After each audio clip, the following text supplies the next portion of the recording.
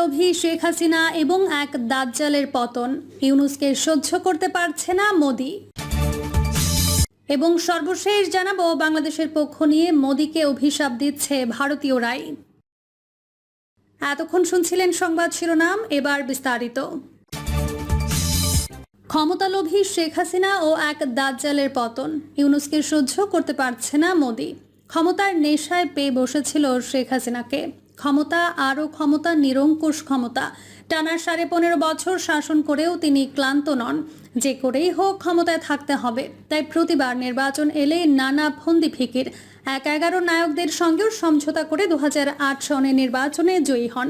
খালেদা জিয়া এককেন্দ্রিক না হলে অন্য ইতিহাস হতো, কিন্তু খালেদা জিয়া কোনো অবস্থাতেই ক্ষমতার সঙ্গে আপোষ করতে রাজি নন। শেখ হাসিনা এখনও সুযোগ সন্ধানী। একদিকে ভারত, অন্যদিকে জরুরি জমানার শাসকদের সঙ্গে আপোষে যান বিনা শর্তে। এর আগের ইতিহাস বিতর্কিত, অনেকটা নাটকীয়, সাইবার ক্রাইমের মতো। আড়ালে আবডালে অপরাধ করে নিজেকে সহি হিসেবে জাহির করা। ক্ষমতা চিরস্থায়ী করার জন্য শুরু থেকে আশ্রয় নেন নানান কৌশলের। বিরোধী মত ও পথকে স্তব্ধ করে দিতে চান। প্রধান বিরোধী শক্তি বিএনপি যাতে চ্যালেঞ্জ ছুড়তে না পারে সেজন্য আগাগোড়ায় ছিলেন কর্তৃত্ববাদী। ক্ষমতার কাছে নিজেকে আপোষহীন করে তোলেন। বিসর্জন দেন নীতি নৈতিকতার। বিচার ব্যবস্থাকে নিয়ে যান হাতের মুঠোয়। একদিন যে ক্ষমতা ছাড়তে হবে এটা তার অভিধানে ছিল না। কাজের পেছনে অন্য ইতিহাস লুকিয়ে আছে তা তিনি মানতেন না। প্রতিশোধের আগুন জ্বলছিল তার ভেতরে। যে করেই হোক বাবার হত্যার বিচার করতে হবে। এজন্য তিনি নিজের দলকে বলি দেন। গড়ে তোলেন একটি বিশেষ বাহিনী যাদের কাজ ছিল ছায়ার সঙ্গে যুদ্ধ করা। পরিবার ছিল তার কাছে মুখ্য। চারদিকে মানুষ খুন হচ্ছে পরিকল্পিতভাবে, কিন্তু ভাব দেখাতেন তিনি কিছুই জানেন না। তার অভিনয় ছিল নিখুঁত। নীরব সাক্ষী ছিল জনগণ। দেশ থেকে টাকা বিদেশে যাচ্ছে, তিনি লোক দেখানো তদন্ত কমিটি করতেন, অথচ তার জমানাতেই কারবারিরা নানা কৌশলে টাকা লুট করে নিয়ে গেছে। আখেরে দেখা গেল দেশটা ফোকলা হয়ে গেছে। ক্ষমতা আর টাকা ছাড়া তিনি কিছুই বুঝতেন না। শুরুতে অবশ্য দেশটা গড়ার জন্য প্রচণ্ড পরিশ্রম করেছেন। শুধু অন্যায় অবিচার যখন নিত্যদিনের সঙ্গী, তখন তিনি আরও বেপরোয়া হয়ে গেলেন। মিডিয়ার সম্পূর্ণ কবজায়, বুদ্ধিজীবীরা নির্বাক। লোভের কাছে তারা নিজেদের বিকিয়ে দেন। তার শাসনের শুরুটা ছিল আলোচিত এবং রহস্যজনক। ভারতের অবস্থান। ছাত্র জনতার গণ আন্দোলনের মুখে স্বৈরাচারী প্রধানমন্ত্রী শেখ হাসিনা পালিয়ে যাওয়ার পরে বাংলাদেশের রাজনীতিতে ব্যাপক পরিবর্তন। গঠিত হয় অন্তর্বর্তীকালীন সরকার। তার হাত ধরে আশার আলো দেখে বাংলাদেশ। কিন্তু ভারত এই উন্নতি সহ্য করতে পারছে না। ভারতের কাছে হাসিনাকে ফেরত চাইছে ঢাকা, কিন্তু ভারত হাসিনাকে ঢাকার কাছে তুলে দিতে রাজি নন। তারা চায় হাসিনাকে পুনরায় বাংলাদেশের ক্ষমতায় দেখতে। প্রায় 10 মাস যাওয়ার পর শেখ হাসিনা সহ আওয়ামী লীগের সকল কার্যক্রম নিষিদ্ধ করা হয় এবং জুলাই হত্যাকাণ্ডের অভিযোগের ভিত্তিতে হাসিনার বিচার কাজ শুরু করা হয়।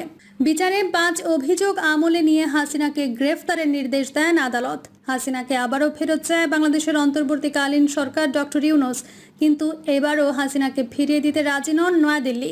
অন্তর্বর্তী সরকার ডক্টর ইউনূস ক্ষমতায় আসার পর থেকে ভারতের সাথে সম্পর্ক তলানিতে নেমেছে। অন্তর্বর্তী সরকার ডক্টর ইউনূস মোদী সরকার মেনে নিতে পারেনি। এমনকি ডক্টর ইউনূসের কৌশলে মোদী সরকার বারবার পরাস্ত হয়েছে। এক কথায় মোদীর ঘুম হারাম করে দিয়েছে ডক্টর ইউনূস। 1996 থেকে 2001 সন পর্যন্ত অন্য এক হাসিনা। সুযোগও ছিল কম, ক্ষমতা নিরঙ্কুশ ছিল না। 2001 এর নির্বাচনে হেরে গিয়ে আরও ফুঁসে ওঠেন। অবাস্তব কিছু বিষয়ের সামনে এনে নিজেকে আরও ক্ষমতা পাগল করে তোলেন। কৌশল আটেন, অন্য এক শক্তির সঙ্গে আপোষ করেন। তখন দেশ আর জনগণ তার কাছে তুচ্ছ। বিএনপির ব্যর্থতার সুযোগে পর্দার আড়ালে শক্তির সঙ্গে যান সমঝোতায়। আর এই সমঝোতা করেন বিদেশে বসেই। সই করেন আসন ভাগাভাগির এক অলিখিত চুক্তিতে। 2008 নির্বাচনের নেপথ্যের কারিগররা নিজেদের বাঁচানোর জন্য তৃতীয় পক্ষের দুতিয়ালিতে রাজি হন। একজন শীর্ষ গোয়েন্দা কর্মকর্তার রোজকার ডায়েরি থেকে এ বিষয়ে কিছু চাঞ্চল্যকর তথ্য জানা গেছে। খালেদা জিয়া জানতে পেরে নির্বাচনমুখী হতে চাচ্ছিলেন না, কিন্তু জামায়াত নেতা আলী আহসান মোহাম্মদ মুজাহিদ এখানে বাদ সাধেন। বলেন, কি সর্বনাশ, আমরা জয়ী হতে যাচ্ছি, নির্বাচন বয়কট করা হবে, মস্ত বড় রাজনৈতিক ভুল। সেনাদের পাতানো ছকে পা দিয়েছিলেন মুজাহিদ, এর কঠিন মূল্য দিয়েছেন জামায়াত নেতারা। মুজাহিদ নিজেও। যুগে যুগে জামায়াত নেতারা এভাবে নিজেদের সর্বনাশ ডেকে এনেছেন। খালেদা জিয়া একবার ক্ষমতার স্বাদ দিয়েছিলেন। হাসিনা বিশ্বাস করতেন ভারত আছে তাই দুনিয়ায় আর কাউকে পরোয়া করার দরকার নেই, অথচ পশ্চিমা শক্তি তার শাসন ক্ষমতার শুরুতে সমর্থন জুগিয়ে আসছিল। ভারতও তাকে এমন ধারণাই দিচ্ছিল তার কাছ থেকে ক্ষমতা কেউ ছিনিয়ে নিতে পারবে না। বিরোধী শক্তিকে এমনভাবে ম্যানেজ করা হবে যাতে তারা কখনো মাথা তুলে দাঁড়াতে না পারে। কিন্তু তারা বলেছিল কোনো অবস্থাতেই এক দলের শাসন প্রতিষ্ঠা করা যাবে না, তথাকথিত গণতন্ত্রের লেবাস পরিয়ে দিতে হবে। হাসিনা তখন বাকশাল না করে অন্য কায়দায় ক্ষমতা দীর্ঘস্থায়ী করতে উদ্যোগী হন। খালেদাকে জেলে নেন এক সাজানো মামলায়। লন্ডনে তারেক রহমানের গতিবিধি লক্ষ্য করার জন্য কোটি কোটি টাকা খরচ করেন। পর্যায়ক্রমে 3 জন করে গোয়েন্দা কর্মকর্তা লন্ডনেই অবস্থান করতেন। কি মজা, জনগণের টাকা এভাবেই অকাজে ব্যবহৃত হতো। এসব কাজে কতিপয় চিহ্নিত ব্যবসায়ী ছিলেন নেপথ্যের কারিগর। বিরোধী রাজনৈতিক শক্তিকে দমন করতে গিয়ে একটি উগ্র ধর্মীয় শক্তির উত্থানকে সম্ভাব্য করে তোলেন, যার পরিণতিতে দেশটা উল্টো পথে যাত্রা শুরু করেছে।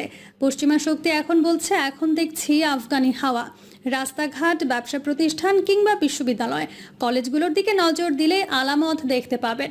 গণতন্ত্রহীন দেশে এমনটাই হয়ে থাকে। বিপ্লবের পর মিশর সহ অনেক দেশে এটা ঘটেছে। উদার গণতান্ত্রিক শক্তি এর কোনো ফায়দা নিতে পারেনি বা ভাগিদার হতে পারেনি। জুলাই আগস্ট অভ্যুত্থানে এমনটাই দেখা গেছে। ক্ষমতায় না গিয়েও দৃশ্যপটে তারা।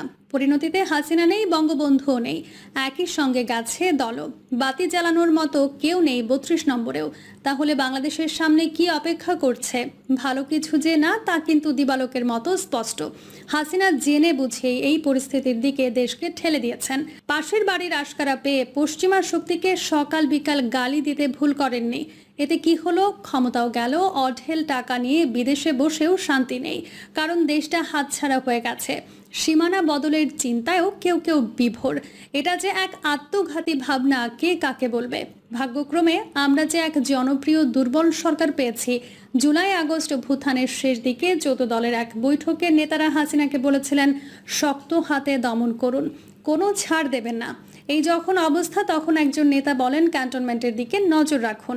হাসিনা এ নিয়ে কোনো মন্তব্য না করলেও তার চেহারায় চিন্তার ভাঁজ দেখেন নেতারা। ক্ষমতার ভারসাম্য না রাখায় শেখ হাসিনার 15.5 বছরের শাসন ভেঙে খান খান হয়ে যায়।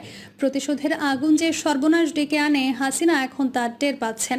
সম্পূর্ণ ভারত নির্ভর হাসিনা যদি বিকল্প কোনো পথ খোলা রাখতেন, তাহলে এরকম বিপর্যয় হয়তো আসতো না। মজার ব্যাপার হচ্ছে, যে ভারতের জন্য হাসিনা এত কিছু করলেন, তারাই কিনা এখন বলছেন তার মুখের দায়িত্ব নেবে না। কেউ কেউ বলছেন ভারতকে চেনা বড় কঠিন। দুদেশের সম্পর্ক নিয়ে যখন টান টান উত্তেজনা, তখন তারা বিদেশ সচিবকে ঢাকায় পাঠায়।